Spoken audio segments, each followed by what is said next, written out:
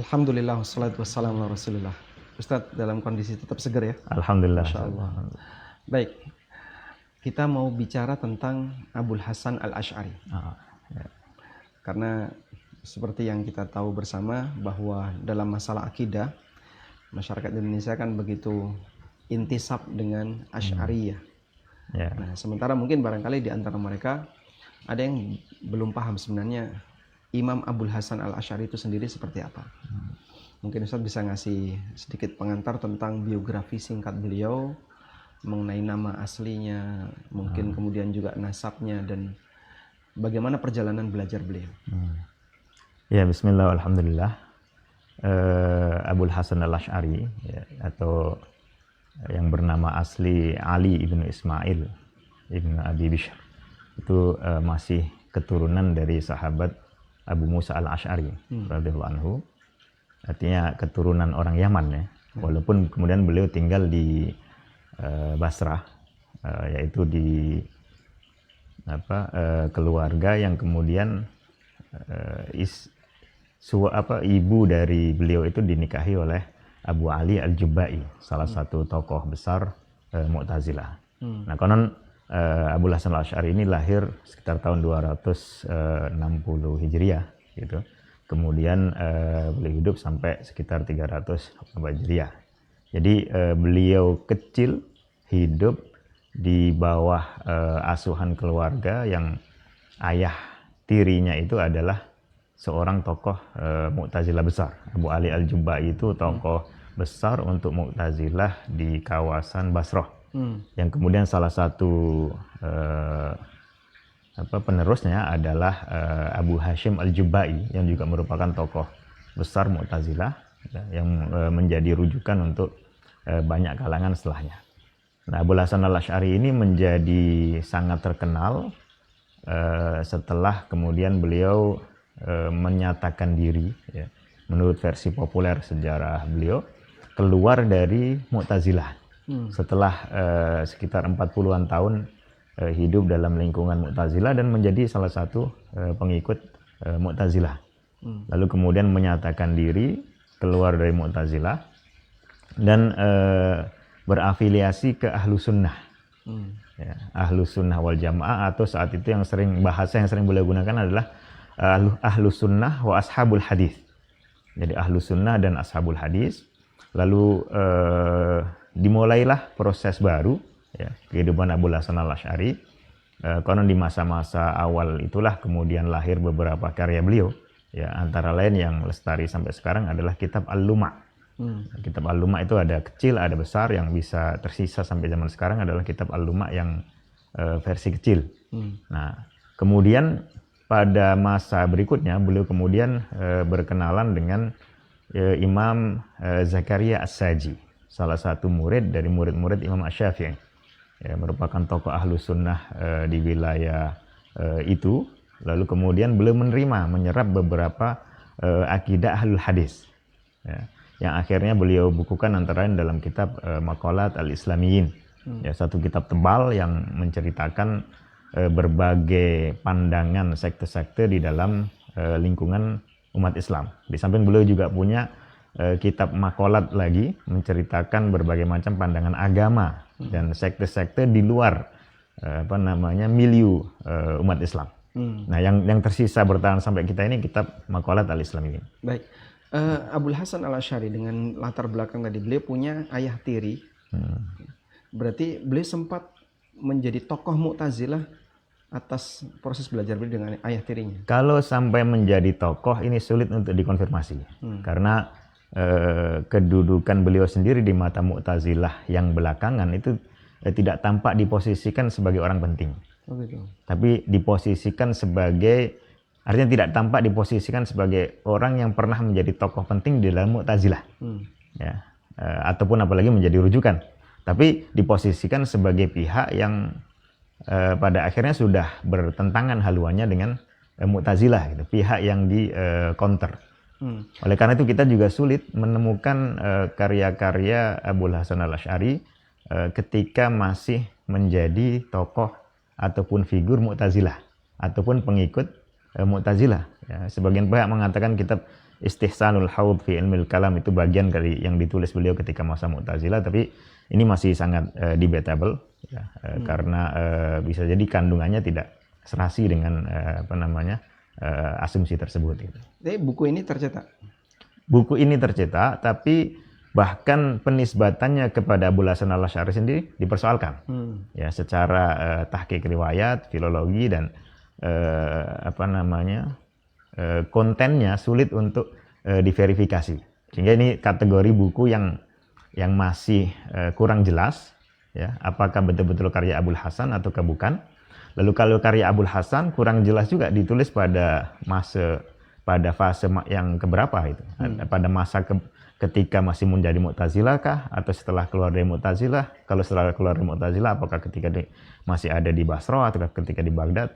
Kurang jelas. Baik, Ustaz, di masa-masa itu kan kita tahu ya, termasuk sejarah kodifikasi hadis dan banyak sekali ulama-ulama hadis yang berkembang di masa itu. Apakah ada riwayat bahwa Abul Hasan ikut terlibat dalam proses pembelajaran hadis seperti Imam Bukhari, Imam Muslim atau Ashabus Sunan? Ya, kalau seperti imam besar jelas tidak. Ya, seperti Imam Bukhari apalagi Imam Muslim. Ya, karena beliau bukan seorang pegiat hadis. Tetapi kalau sekadar riwayat, umumnya orang zaman itu memang punya riwayat hadis. Ya, apalagi beliau bertemu dengan Zakaria As-Saji yang juga punya beliau Zakaria As-Saji adalah salah satu tokoh ulama hadis. Gitu. Dan Abul Hasan sendiri pernah meriwayatkan konon karena dituntut untuk juga meriwayatkan hadis, bukan hanya sekedar bicara mengenai kalam dan teologi, maka beliau pun meriwayatkan hadis. Tapi ya riwayatnya seperti umumnya orang biasa meriwayatkan hadis di zaman itu. Artinya bukan seorang pegiat hadis. Pegiatnya. Ya. Selanjutnya, tadi Ustadz menyebutkan beliau setelah meninggalkan Mu'tazilah masuk ke fase setelah ketemu dengan Zakaria As-Saji. Ini fase seperti ini apakah sudah berada di posisi Ahlus Sunnah sebagaimana pemahaman Ahlus Sunnah pada umumnya? Jadi ketika seorang keluar dari kelompok yang diposisikannya atau dinilainya sebagai ahlul bid'ah, ya, sebagai ahli bid'ah, maka dia kemudian berafiliasi kepada Ahlus Sunnah. Ini adalah satu motivasi atau niatan atau pernyataan dasar bahwa dia keluar dari ahlul bid'ah, kemudian berafiliasi kepada Ahlus Sunnah. Nah, kalau kita ingin mengkaji lebih jauh lagi, maka perlu dilihat yang diposisikan sebagai Ahlus Sunnah itu siapa. Ya kan? Siapa rujukannya, kemudian konten doktrin atau akidahnya apa saja. Nah, di sini ada bahan bagus untuk dikaji lebih jauh. Ya, karena Abul Hasan al-Asy'ari dikenal setelah keluar dari Mu'tazilah itu mengikuti madhabnya Abdullah ibn Sa'id ibn Kullab. Ya, tokoh yang kemudian kelompoknya dikenal sebagai kalangan Kullabiyah. Nah, kalangan Kullabiyah ini kalangan yang pernah Imam Ahmad mewanti-wanti para sahabatnya agar tidak mengikuti mereka. Karena dinilai sudah memiliki beberapa penyimpangan dan cukup mendasar, ya, terutama mengenai penetapan perbuatan untuk Allah dan sifat kalam Allah yang ditafsiri secara berbeda oleh Kullabiyah dibandingkan dengan Ahlus Sunnah dan para ulama salaf. Gitu. Nah, tetapi Abul Hasan al-Asy'ari setelah keluar dari Mu'tazilah dikenal mengikuti metodenya Ibnu Kullab. Ini menunjukkan bahwa ada fase di mana beliau mengikuti Ibnu Kullab setelah keluar dari Mu'tazilah, yang tampaknya adalah dianggap bahwa Ibnu Kullab ini representasi Ahlus Sunnah ketika itu ataupun oleh beliau. Ya, karena Ibnu Kullab dan umumnya Kullabiyah juga merasa sebagai representasi dari Ahlus Sunnah, atau setidaknya mereka memiliki motivasi untuk berafiliasi dengan Ahlus Sunnah. Walaupun kemudian muncul konsep-konsep baru ini yang kemudian diperingatkan oleh imam-imam semisal Imam Ahmad, kemudian juga nantinya Ibnu Khuzaimah, tokoh-tokoh besar yang disepakati oleh para ulama besar saat itu sebagai tokoh-tokoh representasi Ahlus Sunnah. Nah.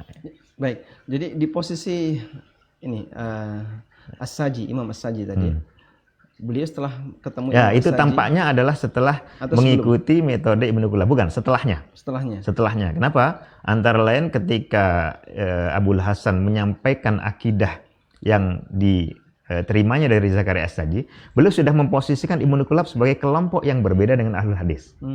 berbeda dengan ahlu sunnah, berbeda dengan ashabul hadis.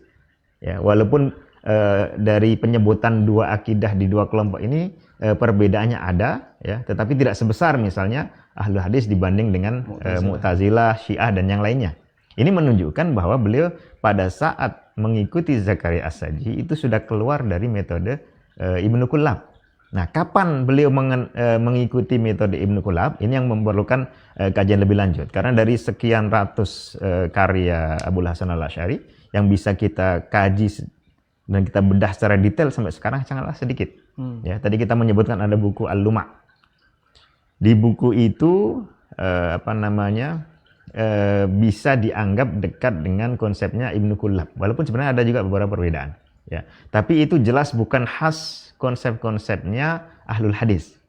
Ya, ada beberapa hal terutama terkait dengan masalah takdir, kemampuan dan status hamba serta perbuatan Allah. Lalu kemudian di buku Maqalat Islamiyin.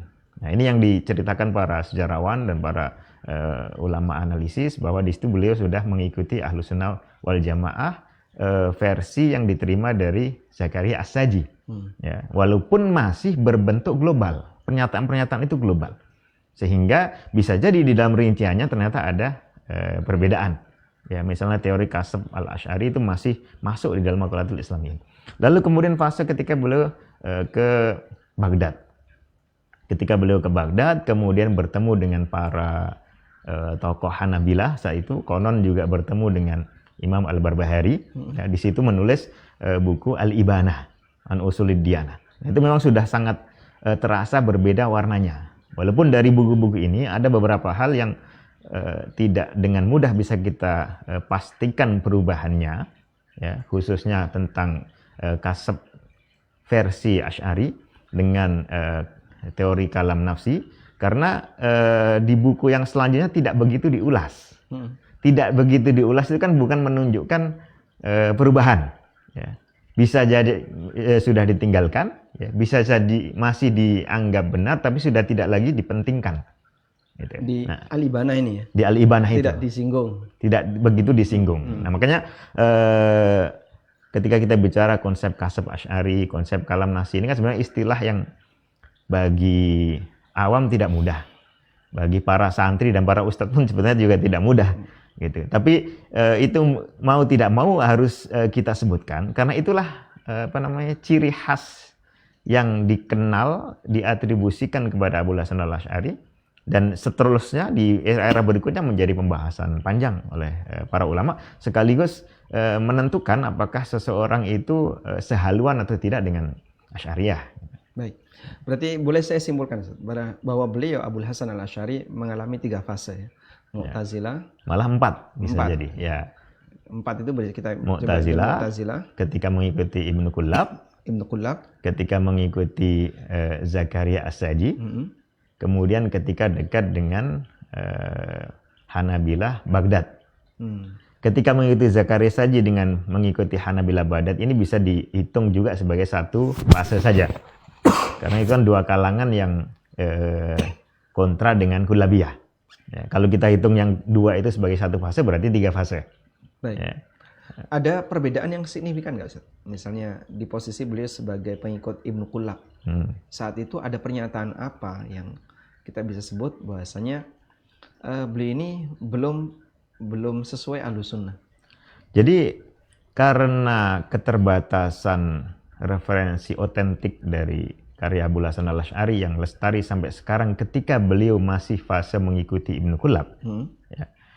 Dan yang ada adalah referensi otentik yang menunjukkan beliau sudah meninggalkan Ibnu Kullab dengan bukti di dalam Maqalat Islamiyin menjadikan Ibnu Kullab sebagai dan Kullabiyah sebagai kelompok yang berbeda. Ya, ashab Abdullah bin Said bin Kullab itu sebagai kelompok yang berbeda dengan al-amma wa ashabil hadis. Ini menunjukkan beliau sudah tidak lagi minimal secara pernyataan mengikuti itu. Ya. Nah, apakah yang sebelumnya itu mengikuti Ibnu Kullab secara penuh atau hanya hal-hal mendasar saja? Ini yang menjadi bahan kajian para ulama. Kita bisa menjawabnya dengan melihat apa sebetulnya yang khas dari Ibnu Kullab dibandingkan dengan ashabul hadis misalnya. Nah, itu dari literatur yang ada serta pernyataan mereka jelas bahwa kalau dalam perkara-perkara bahwa Allah di atas arsy, Allah berpisah dari alam, Allah ada di luar alam dan seterusnya, itu mereka sepakat.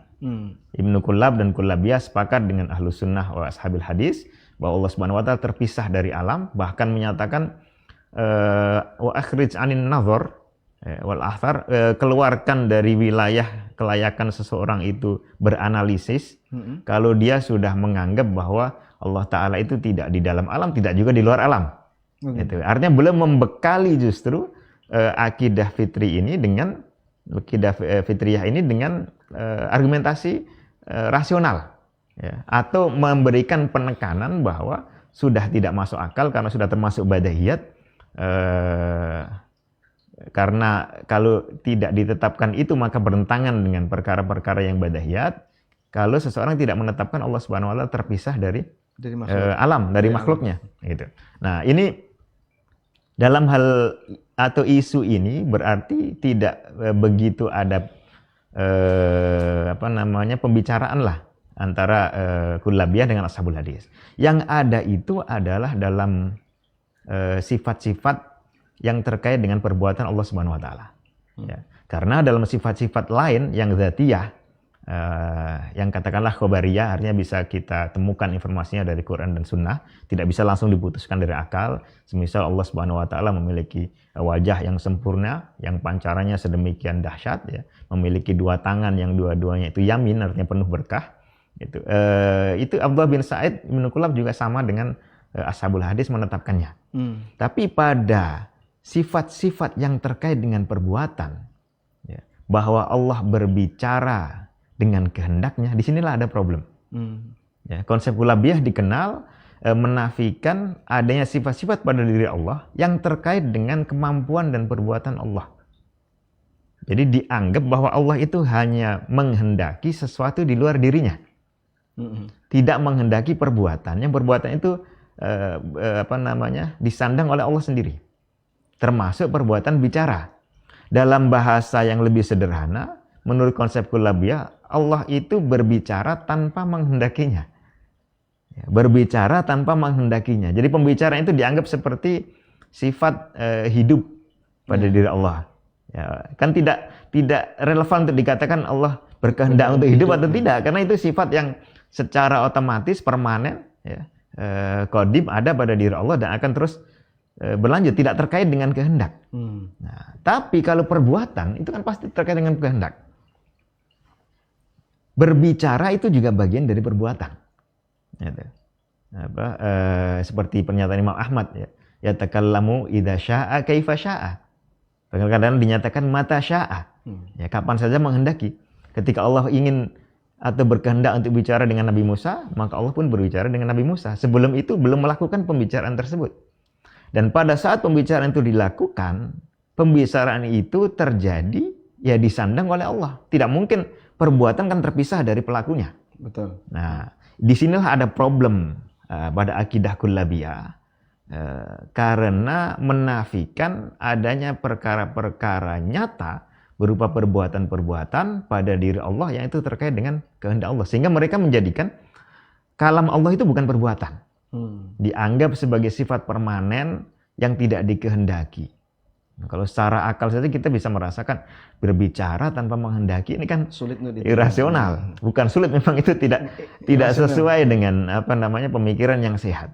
Nah, tapi di sini kita bisa pahami bahwa Ibnu Kullab selaku kalangan mutakallim, ya. Mutakallim itu dari pegiat kalam yang ingin menyusun atau merumuskan dalil-dalil rasional untuk membuktikan kebenaran dari akidah Islam, ya. Tapi kalau salah perumusan seperti ini, maka dia bisa berimpak munculnya teori-teori atau konsep-konsep yang sebetulnya keliru, yang nanti punya efek sebagian dari ajaran akidah itu terpaksa harus dimodifikasi, gitu. Atau terpaksa harus dipahami secara tidak apa adanya, demi membela satu teori dasar yang ini dirasa perlu untuk dipertahankan karena menjadi modal dalam memperjuangkan akidah Islam secara rasional.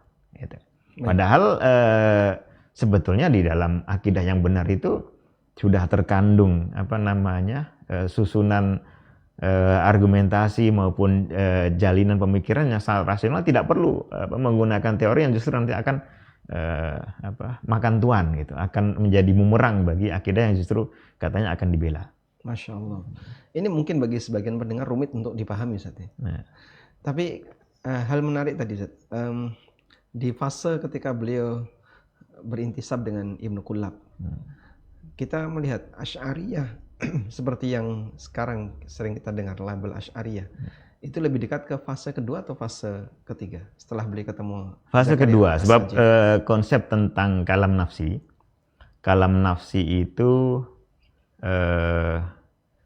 pembicaraan ya, yang pembicaraan ini dianggap bukan berupa ungkapan, dianggap sebagai nafsi. Nafsi itu artinya disandang oleh sang mutakallim, ya, tanpa sang mutakallim ini melakukan perbuatan baru apapun. Nah, makanya dianggap konsepnya ini kalamnya itu qadim. Ya, nanti mungkin di sela-sela akan kita bahas sedikit lebih detail, tapi intinya seperti itulah. Intinya Abul Hasan sendiri tidak menyebutnya kalam nafsi. Abul Hasan sendiri menyebut ya kalam itu ya hanya itu. Tidak terbagi menjadi kalam itu ada nafsi, ada lafzi, ada yang qadim, ada yang hadis. Tidak, yang disebut kalam itu adalah sebagai sifat dalam konsep tadi itu. Ya, sebagaimana sifat hayat tadi. Ya. Walaupun di makhluk dia jelas baru, hidupnya makhluk pun baru. Tapi kalau penyandangnya ini tidak baru, ya, qadim, eternal, maka kalamnya pun menurut konsep ini ya otomatis juga qadim juga. Gitu. Nah, ini konsep ini bertahan di generasi-generasi berikutnya, dilestarikan oleh Abu Bakar Al-Baqillani, dilestarikan oleh generasi berikutnya, kemudian Abul Ma'ali Al-Juwaini, ya, diperjuangkan oleh Asy'ariyah menjadi akidah resmi yang dibakukan sebagai konsep internal dalam Asy'ariyah. Bahkan ketika ada mulai yang agak menyimpang seperti Asy-Syahrastani kemudian Al-Iji, ya, Asy-Syahrastani menetapkan adanya kosakata, tapi kosakata yang tidak seperti kosakata yang kita kenal. Ya. Jadi dia menetapkan kalam Allah itu ada kosakatanya, tapi kosakatanya ini semacam kosakata ruhaniyah lah, yang dia qadimah segala macam. Kemudian Adduddin Al-Iji juga menetapkan adanya huruf-huruf pada ucapan Allah. Berarti kan ada kosakata atau ada kalimat-kalimat. Lalu bahkan boleh jadikan Abul Hasan Al-Asy'ari pun setuju dengan konsep itu, maka kita bisa lihat respons dari tokoh-tokoh Asy'ariyah yang lainnya cukup keras gitu, karena ini bertentangan dengan prinsip yang selama ini diwarisi di dalam internal madzhab itu. Baik, justru yang menarik begini, Ustaz. Kami tadi Ustaz menyebutkan bahwa Ibnu Kullab sendiri berkaitan dengan uluwullah, Allah Maha Tinggi. Yeah. Beliau menetapkan sebagaimana ahlu sunnah yang terpisah dari seluruh makhluk. Nah, apakah kemudian itu juga diwarisi oleh Abul Hasan di fase itu? Ya, jadi Abul Hasan di dalam Ibanah apalagi ya, di dalam Maqalat Islamiyin menetapkan Allah di atas arsy. Kemudian di kitab yang sebelumnya seperti Al-Luma tidak tampak ada pengingkaran terhadap akidah itu, ya. Dan Ibnu Kullab pun memang menetapkan itu. Artinya kita tidak melihat ada fase setelah Abul Hasan keluar dari Mu'tazilah ini kemudian mengingkari tingginya Allah di atas alam semesta. Sama sekali tidak kita lihat. Bahkan lebih tegas lagi dalam kitab Al-Ibanah, Abul Hasan mengafirmasi doa yang beliau nisbatkan kepada umat Islam yang berbunyi ya sakinas sama, wahai yang tinggal di langit. Ya, tinggal di atas langit. As-sama ini bisa artinya di atas, berarti tinggal di atas, atau as-sama ini langit sebagai makhluk yang Allah Subhanahu wa taala di atasnya, tinggal di atasnya. Di dalam versi manuskrip lain dikatakan ya sakinal arsy. Jadi spesifik menyebut arsy sebagai salah satu bagian dari sama yang paling tinggi. Nah, ini kan berarti lebih tegas lagi dengan bahasa yang bagi banyak orang justru dihindari gitu. Kalau ada tinggal. Ya, walaupun secara bahasa tinggal sebenarnya tidak mengandung persoalan. Kan tinggal itu juga ada di atas dan selalu di situ, maka itulah tinggal, kan gitu. Nah, bagi kalangan tokoh-tokoh salafi yang sangat berhati-hati di dalam menyikapi ungkapan-ungkapan, apalagi seperti Syekhul Islam Ibnu Taimiyah, hal seperti ini dihindari. Ungkapan-ungkapan seperti itu, beliau lebih memilih ungkapan yang memang tegas-tegas digunakan dalam Quran dan Sunnah, ya, seperti penetapan fauqiyah, ulu, mubayanah yang digunakan oleh para a'immah salaf, ketimbang ungkapan-ungkapan yang lain walaupun maksudnya sama. Ya kan? Ini ekstra hati-hati dan merasa bahwa yang sudah di Quran Sunnah itu sudah cukup mapan. Tapi Abul Hasan memilih yang seperti ini di kitab beliau yang paling pamungkas, kitab Al-Ibanah itu, yang beliau sengaja menurut versi populernya disodorkan kepada Imam Al-Barbahari untuk menunjukkan kesinkronan antara akidah beliau dengan akidah Imam Ahmad. Jadi dari awal sampai akhir tidak terlihat Abul Hasan mengingkari itu, dan Ibnu Qulab pun tidak mengingkari itu. Maka kemunculan konsep ini di dalam mazhab Asy'ari adalah kemunculan baru. Pengingkaran terhadap uluwullah. Iya, tidak punya kesejarahan terhadap Imam Abul Hasan Al-Asy'ari. Kita sempat mendengar kalau Al-Juwaini sendiri ketika ditanya oleh seseorang tentang Allah berada di atas, kemudian beliau mengatakan hayyarani hamadani. Apakah itu tahap awal masalah uluwullah? Masalah uluwullah ini memang dikenal sejak Abul Ma'ali Al-Juwaini. Apalagi cerita yang Anda sampaikan tadi menunjukkan hal itu. Karena kalau kita baca di buku-bukunya murid-murid langsung Abul Hasan Al-Asy'ari, seperti misalnya buku maupun kutipan dari mereka, karena banyak juga yang tidak lestari bukunya sampai sekarang. Kalau kita baca misalnya Ibnu Mujahid atau Bari, kemudian Abul Hasan Al-Bahili, kemudian Ibnu Khafif Asy-Syirazi, dan yang semisalnya. Nah, rata-rata penetapan ini masih lestari. Ada sedikit perbedaan mengenai apakah istiwa itu sifat fi'il ataukah sifat dat, tapi ini perkara sekunder. Dan jelas mereka menetapkan Allah di atas arsy. Lalu kemudian generasi yang berikutnya juga yang masih dekat, katakanlah seperti Abu Bakar Ibnu Furaq yang sudah melakukan beberapa pentakwilan, tetapi perkara-perkara yang semacam ini masih dekat. Nah, baru di masa Abul Ma'ali Al-Juwaini, khususnya ketika beliau menulis Al-Irsyad, kemudian dan menulis juga Asy-Syamil. Nah, di situ mulai masuk mempersoalkan keberadaan Allah di atas alam, yang terpisah dari alam, kemudian mempersoalkan juga sifat-sifat yang disebut sebagai sifat-sifat khobariyah. Sifat khobariyah itu artinya sifat-sifat Allah yang hanya kita ketahui dari informasi, dari Quran dan dari Sunnah. Bukan kita bisa ketahui dari pola pikir akal. Maka lawan dari sifat khobariyah itu adalah sifat akliyah. Nah, sifat khobariyah dipersoalkan, seperti kedua tangan, kemudian wajah, dan kedua mata.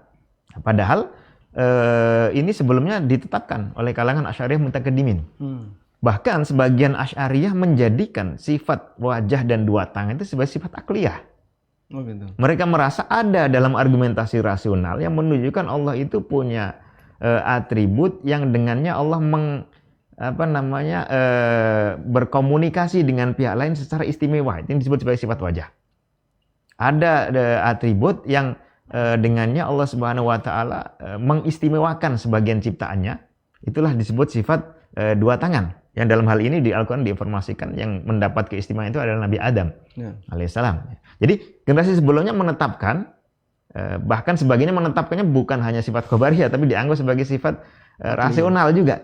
Nah, yang semacam ini sangat besar reduksinya di masa Abul Ma'ali Al-Juwaini, dan beliau dalam perjalanan sejarah diposisikan memang sebagai tokoh Asy'ariyah yang sangat berpengaruh. Bahkan bisa dikatakan pendiri lah mazhab Asy'ariyah yang kemudian lestari sampai belakangan di era-era As-Sanusi dan yang lainnya ini. Baik, berarti boleh kita simpulkan misalnya mempermasalahkan tentang Allah berada di atas, mempermasalahkan sifat mata, Allah punya tangan dan seterusnya. Lebih tepatnya itu adalah paham baru di dalam Asy'ariyah.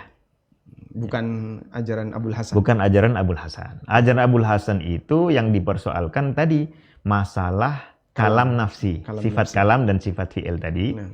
Ditambah nanti ada persoalan soal kasab. Nah, nanti bisa kita bahas kasab apa. Tapi itu memang betul-betul ada di dalam pemikiran asli Abul Hasan Al-Asy'ari, dan sampai sekarang masih kita bisa baca di buku Al-Luma walaupun kecil. Ya, itu ada dan dilestarikan pula oleh Al-Baqillani selaku tokoh Asy'ariyah hebat lah mungkin sepanjang sejarah, ya, sangat dekat pemikiran dengan Abul Hasan Al-Asy'ari dan punya rangkaian argumentasi yang kemudian diikuti oleh kalangan-kalangan setelahnya, ya, walaupun ada juga beberapa perbedaan di beberapa persoalan. Baik, kita beralih ke fase yang ketiga sekarang, Ustaz. Tadi saya anggap mungkin itu adalah bagaimana perhelatan Abul Hasan dan karya beliau di fase yang kedua dan representasinya dengan kitab Al-Luma. Kita beralih ke fase ketiga, representasi dari pemahaman beliau fase ketiga di Maqalat dan Ibana. Maqalat kemudian Ibana. Kalau Risalah ila Ahli Tsaghr, Risalah Ahli Tsaghr ini ada perbedaan pendapat di kalangan analisis. Apakah betul-betul karya Abul Hasan Al-Asy'ari atau tidak? Ya, karena ada banyak mengatakan itu karya dari murid beliau, Ibnu Mujahid At-Ta'i kalau tidak salah, ataukah Ibnu Mujahid ataukah At-Tabari. Jadi karya dari murid beliau, ya, kalau tidak salah Ibnu Mujahid At-Ta'i itu bukan karya langsung Abul Hasan Al-Asy'ari. Nah, kitab Risalah ila Ahli Tsaghr ini berisi rangkaian ijma', ya, yang dikatakan sebagai ijma' Ahlu Sunnah wal Jamaah, ya, di berbagai macam bab. Yang unik dari kitab Risalah ila Ahli Tsaghr ini, di bagian-bagian awalnya menjelaskan bahwa agama Islam, ya, Allah Subhanahu wa taala, kemudian juga dorongan Rasulullah kepada para umatnya untuk berpikir, beranalisis, menggunakan akidah yang sesuai dengan pemikiran yang benar dan seterusnya. Tapi kemudian ada kecaman terhadap argumentasi keberadaan Allah yang menggunakan teori a'rad, ya, yang menggunakan dalil a'rad atau argumentasi berdasarkan aksiden. Karena argumentasi ini dinyatakan di situ diserap dari falasifah, dari kalangan filsuf, ya, dan filsuf ini bisa mengacu ke Yunani secara khusus ataupun ke India ataupun secara umum ke semuanya. Ya, yang jelas ini dianggap rumit sekali, ya, karena harus menetapkan a'rad itu ada, kan, bahwa a'rad itu tidak berpindah dari satu jisim ke jisim yang lain. Kemudian ada banyak rangkaian argumentasi yang panjang, yang rumit, yang menyulitkan sekaligus tidak aman dari kekeliruan, ya. Lalu dikatakan di situ bahwa ini bukan metodenya para rasul, bukan metode apalagi yang diajarkan oleh Rasulullah Muhammad SAW. Nah, ada kecaman terhadap itu, tapi tampak kalau dilihat konteksnya secara menyeluruh, penulis Risalah Ahli Tsaghr ini menganggap dalil itu benar, hanya saja rumit dan sulit dan rawan, sehingga perlu dihindari. Cari saja dalil yang lain. Tapi dianggap bahwa dalilnya benar. Nah, oleh para analis Ahlu Sunnah wal Jamaah berikutnya, justru ditunjukkan dalil itu bukan hanya rumit, memang keliru, gitu. Mengandung beberapa poin keliru yang potensinya itu akan mengandung penafian beberapa sifat yang sudah ditetapkan dalam Quran dan Sunnah tadi. Baik, kita tinggalkan Risalah ila Ahli Tsaghr menuju ke dua kitab tadi. Apakah masyarakat Asy'ariyin sendiri sepakat bahwasanya makalah Islamiyin dengan Al-Ibanah itu adalah, ya, kalau Asy'ariyah yang beneran, ya, dalam sejarah tidak pernah ada pengingkaran terhadap penisbatan kedua karya ini, ya, kepada Abul Hasan Al-Asy'ari. Kalau maqalat Islamiyin, setahu saya tidak ada yang mempersoalkan. Ya. Kalau Al-Ibanah di zaman-zaman awal itu justru dijadikan sebagai kebanggaan orang yang membela atau menyetujui Abul Hasan Al-Asy'ari. Yang membela misalnya Imam Abu Utsman As-Sabuni. Beliau bukan seorang tokoh Asy'ari, tidak mengikuti akidah Asy'ariyah, ya, hanya memposisikan mereka sebagai mutakallimin. Tapi secara khusus beliau menilai kitab Al-Ibanah yang kitab yang bagus. Sehingga pada saat ada banyak kecaman terhadap Abul Hasan Al-Asy'ari, beliau membela apa yang dipersoalkan dari tokoh yang inilah Karyanya. terjemah dari akidahnya. Inilah ungkapan dari akidahnya. Jadi beliau menjadikan kitab Al-Ibanah itu sebagai bukti bahwa Abul Hasan Al-Asy'ari memang mengikuti Ahlus Sunnah wal Jamaah. Ya, dengan bukti isi dari kitab Al-Ibanah itu. Imam Abul Qasim bin Asakir, salah satu tokoh Asy'ariyah yang seorang pegiat hadis, ya, walaupun tidak terlalu mendalami ilmu kalam, beliau juga menjadikan kitab Al-Ibanah itu sebagai bukti bagusnya akidah Abul Hasan Al-Asy'ari. Bahkan beliau kutip banyak bagian yang agak panjang dalam buku Tabyin Kadzibil Muftari, ya.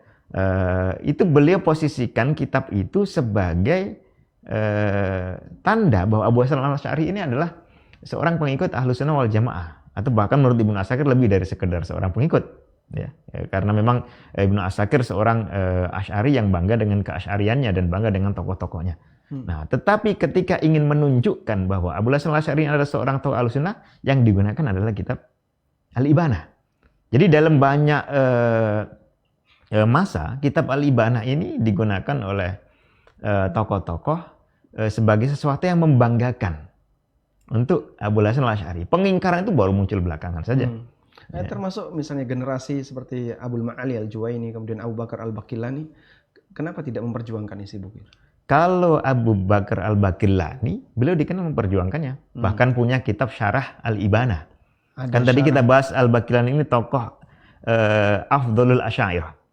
Ya, tokoh yang sangat dekat pemikirannya dengan Abu Hasan Al-Asy'ari. Bahkan Ibnu Taimiyah mengatakan dalam Syarah Al-Ibanah itu tingkat penetapan Abu Bakar Al-Baqillani terhadap sifat-sifat Allah lebih bagus bahkan daripada ucapan asli Abu Hasan Al-Asy'ari sendiri. Jadi kalau Al-Baqillani itu tokoh yang sangat mendukung ini. Imam Al-Baihaqi sebagai salah satu tokoh Asy'ari yang juga pegiat hadis juga menyebut dan mendukung kitab Al-Ibanah ini, Al-Ibanahnya. Tapi kalau Al-Juwaini sama sekali tidak kita temukan beliau membicarakan kitab ini. Kitab ini kan memang dikarangnya di Baghdad di fase akhir, ya, setelah beliau pindah dari Basrah. Jadi wajar kalau misalnya Ibnu Furaq tidak menyebutnya, karena Ibnu Furaq mungkin hanya mentotal kitab-kitab yang ketika masih ada di Basrah, ya. Apalagi Al-Juwaini yang tidak punya aktivitas khusus menghimpun karya-karya Abu Hasan Al-Asy'ari serta menotal dan merangkum akidah beliau secara seperti yang dilakukan oleh Ibnu Furaq, ya. Tampak sekali beliau tidak mengenal kitab Al-Ibanah ini. Seandainya pun mengenal juga tidak membahasnya sama sekali. Bahkan jangankan kitab Al-Ibanah, beberapa pernyataan Abu Hasan Al-Asy'ari sendiri dikonter oleh Al-Juwaini, ya, di kitab-kitab yang memang beredar saat itu di kalangan Asy'ariyah secara umum. Masya Allah. Seperti tadi penetapan sifat khobariyah itu kan dikonter oleh Al-Juwaini, walaupun beliau kemudian di akhir-akhir rujuk pula dari pendapat yang di Al-Irsyad dan di Asy-Syamil ketika menulis Risalah An-Nizamiyah. Masya Allah. Baik, Ustaz. Ini makin mengerucut. Nah, selanjutnya Ustaz. Kita sempat mendengar ya tentang nama Ibnu Furaq, ya. Yang itu salah satu dianggap sebagai tokoh yang membuat penisbatan Al-Ibanah itu meragukan. Sebenarnya latar belakangnya kenapa kok Ibnu Furaq yang jadi rujukan? Karena Ibnu Furaq ini dikenal punya kegiatan khusus mengumpulkan karya-karya Abu Hasan Al-Asy'ari. Kemudian beliau juga mengumpulkan isi dari pendirian-pendirian Abu Hasan, ya, ditulis dalam buku Mujarrad Maqalat Abu Hasan Al-Asy'ari. Itu isinya adalah himpunan secara sistematis dari sekian ratus mungkin karya Abu Hasan Al-Asy'ari yang tersebar itu beliau susun, ya, dan juga sekaligus sebagai koreksi menurut versi Ibnu Furaq untuk salah satu tokoh lain yang dianggap menyampaikan akidah Abu Hasan Al-Asy'ari secara tidak persis, gitu. Kemudian beliau menyusun ini. Nah, karena itu Ibnu Furaq punya daftar karya Abu Hasan Al-Asy'ari, kemudian punya rangkuman akidah Abu Hasan Al-Asy'ari, setidaknya versi yang dipahami oleh Ibnu Furaq, ya, walaupun tidak bisa juga dipastikan itu otentik 100% karena perlu komparasi dengan yang asli, sementara yang asli sudah tidak kita temukan karya-karyanya gitu. Karena apa yang dicantumkan oleh Ibnu Furaqdis itu bukan ringkasan terhadap buku tertentu, tapi rangkuman dari banyak buku ya dan sebagainya, mengandung beberapa penafsiran. Nah, penafsiran ini kan juga rawan untuk terjadi ketidakpersisan dengan yang asli. Tapi setidaknya Bakar Ibnu Furaq ini dikenal sebagai tokoh yang punya kerja keras, ya, mentatabui, menelusuri pernyataan-pernyataan Abul Hasan al-Asy'ari dalam sekian banyak bukunya. Lalu kemudian beliau juga punya daftar bukunya. Nah, di daftar itu kok tidak ada buku Al-Ibanah.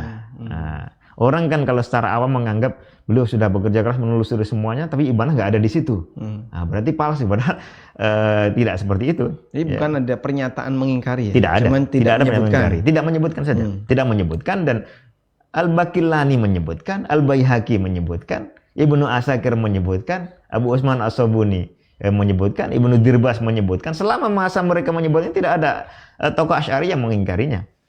Masya Allah. Ibnu Dirbas kalau tidak salah pernah menyebut ada orang Asy'ari yang merasa heran dengan kitab Al-Ibanah itu, kemudian berusaha mengingkarinya.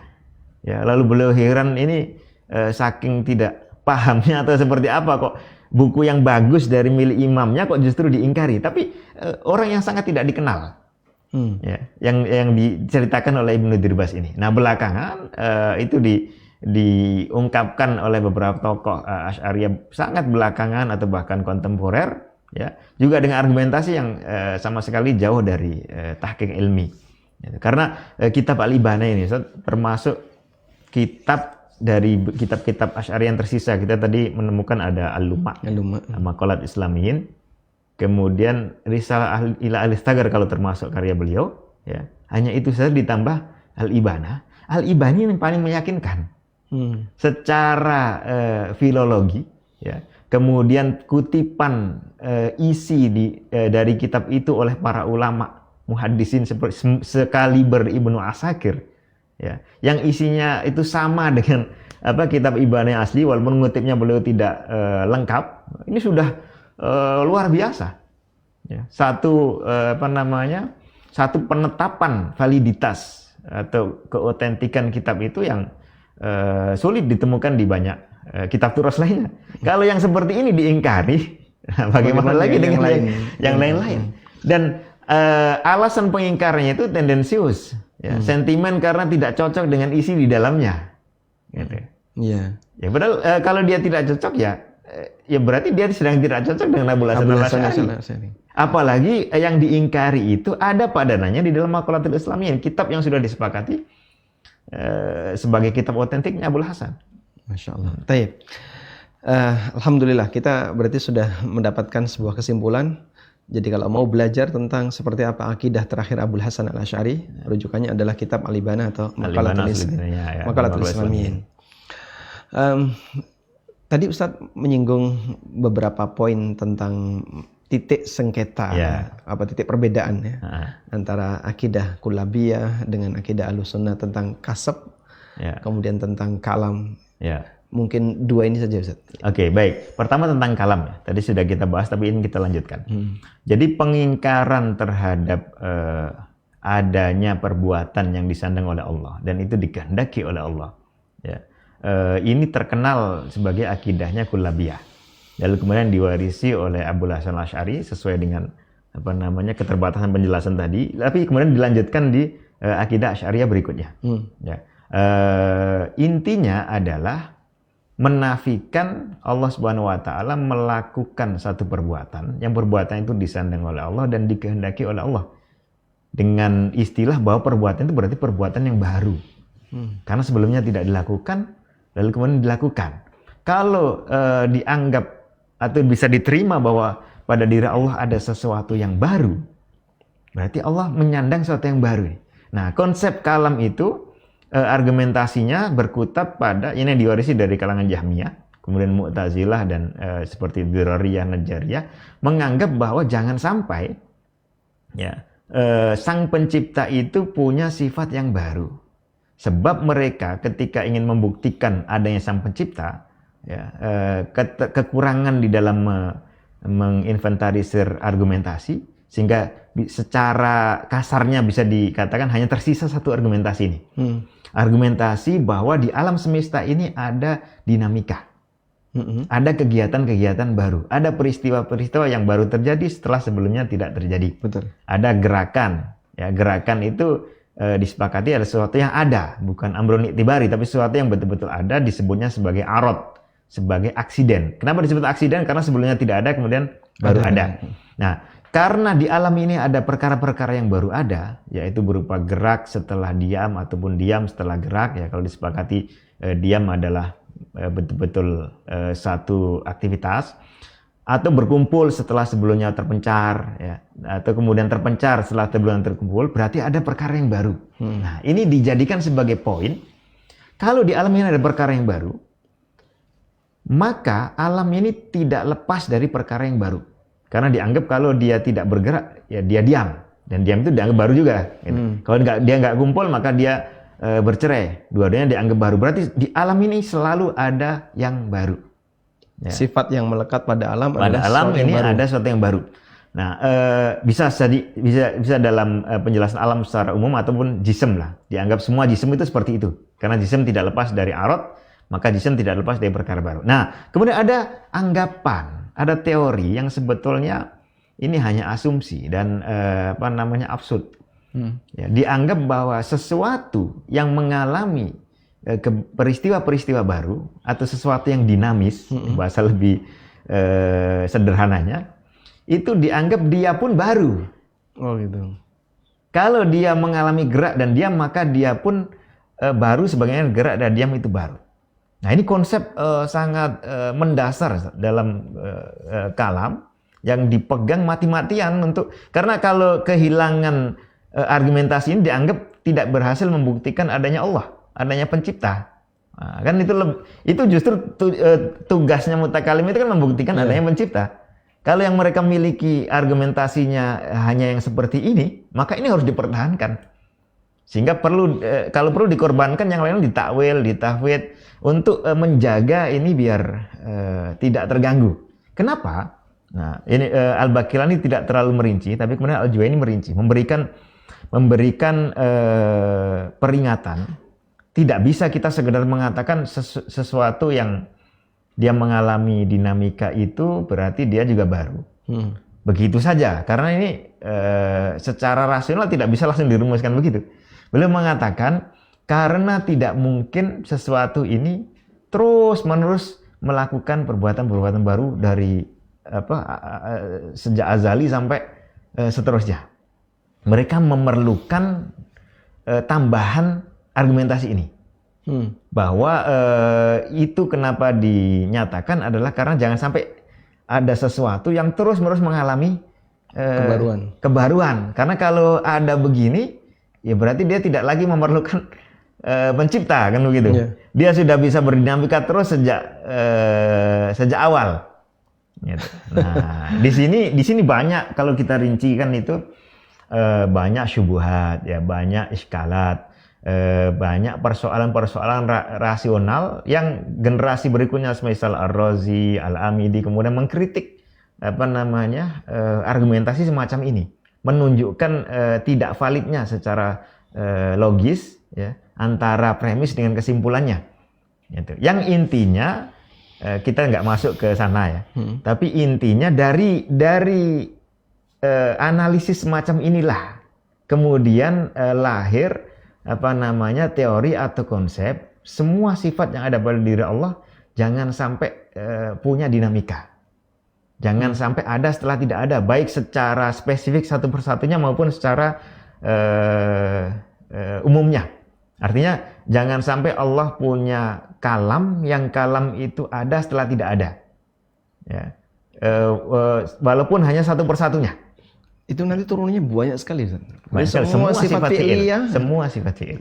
Maka tidak heran kalau Abul Hasan dan beberapa kalangan mutaqaddimin juga dikatakan mentakwil sifat istiwa dan nuzul.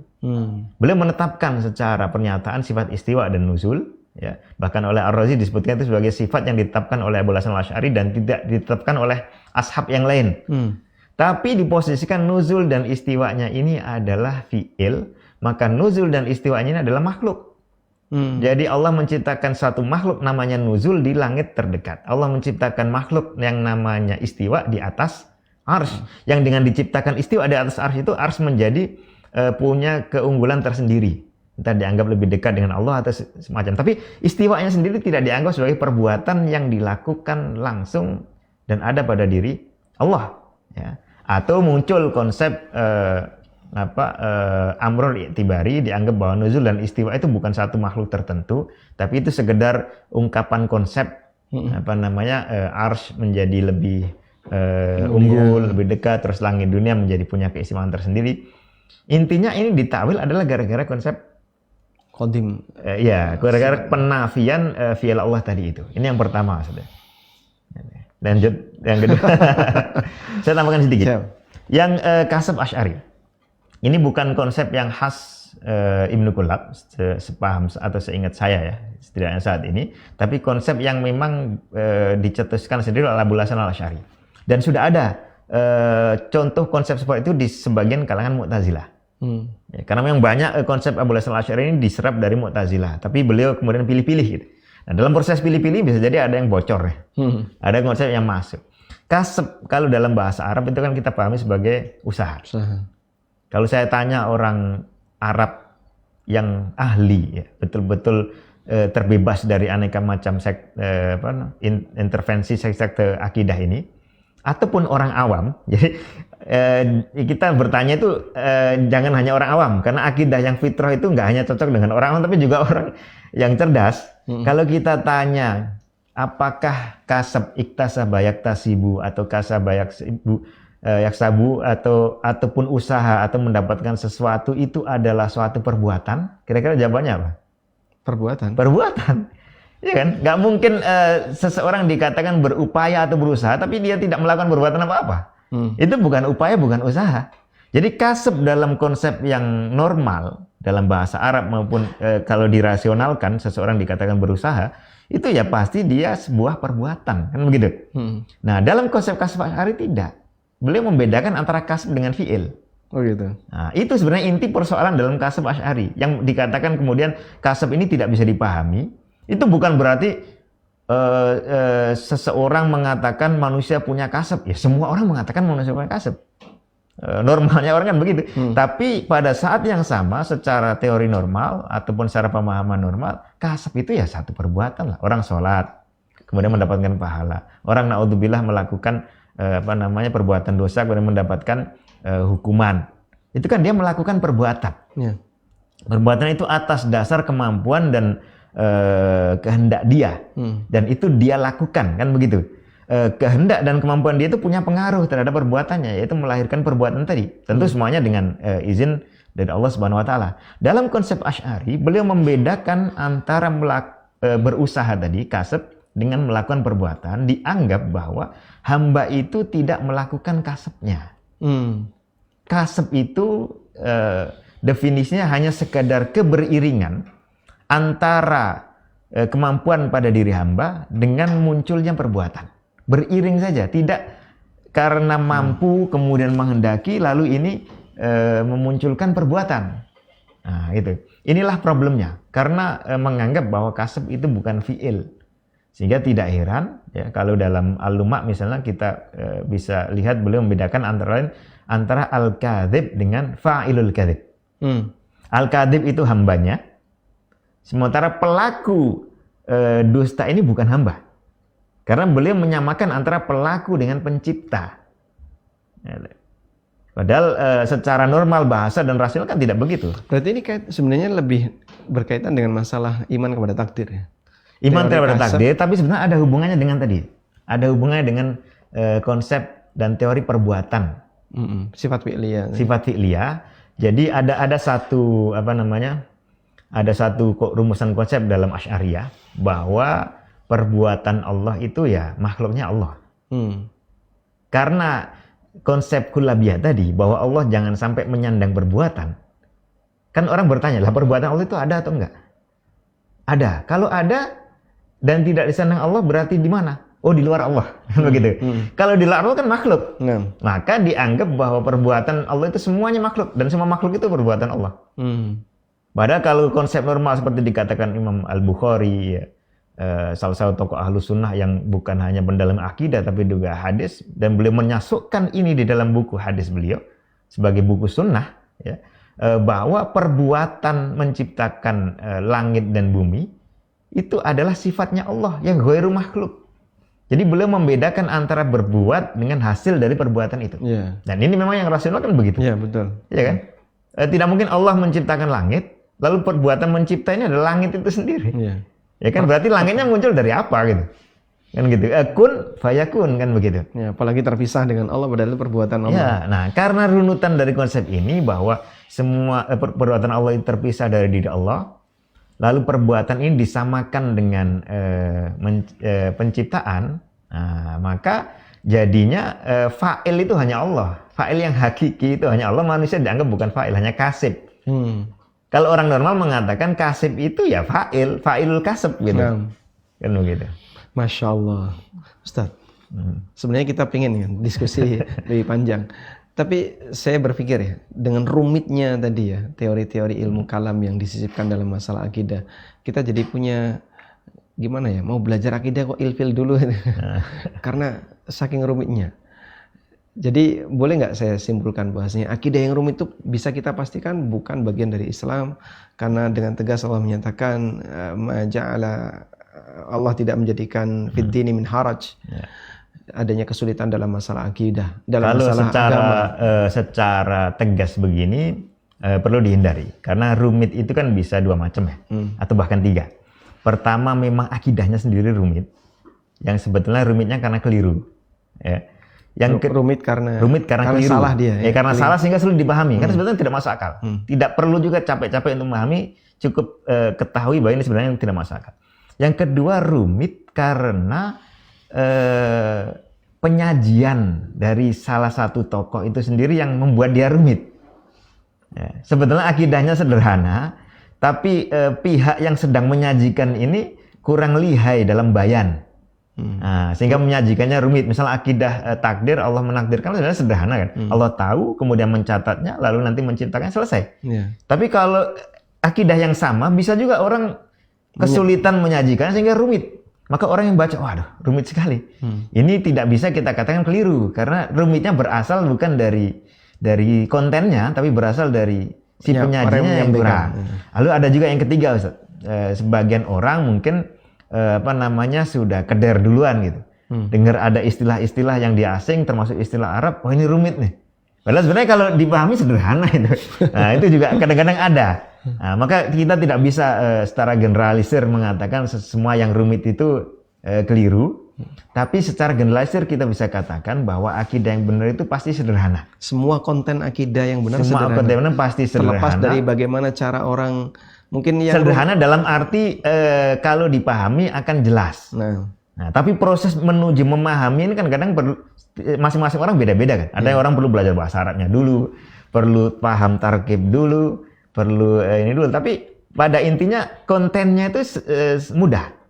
Mudah karena dekat dengan akal dan fitrah. Ya. Wallahu a'lam. Ma ja'ala 'alaikum fid dini min haraj. Allah tidak menjadikan hanya kesulitan dalam masalah agama. Jazakumullah khairan Ustaz. Wa jazakumullah. Semoga nanti bisa main kembali di Open Mic ANB. Amin, amin. Dan Ustadz termasuk salah satu yang memenuhi persyaratan, kalem tapi dalam. Bukan tenang dan menghanyutkan. Bukan. Barakallahu fikum. Barakallahu. Assalamualaikum. Waalaikumsalam.